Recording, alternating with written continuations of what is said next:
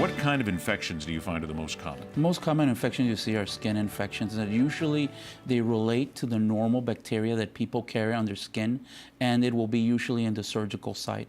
Early on, you might see them in the skin edges, and it usually starts with a wound that looks red, swollen, maybe increased pain.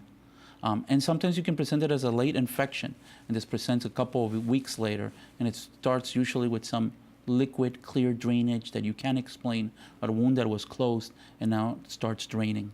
So how do you then avoid infections once you've had the surgery? You have to prevent them. And the way you try to prevent infections is obviously in the preoperative time.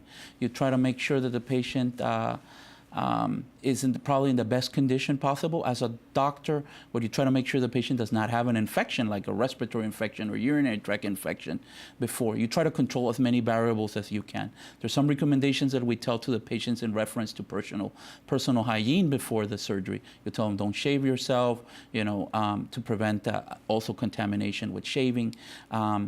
And we tell them also about their nutritional status. There's different things that you have to do. Even a diabetic who has an uncontrolled diabetes, you don't want to perform surgery on them because unfortunately that puts it at a higher risk of infection. So there's there's different things that we will do to try to optimize the patient to prevent the perioperative infection. And that's what I can do before surgery. During surgery, it's meticulous treatment of the tissues. That's what you do. You traumatize the tissues the least possible so you prevent the risk of infection.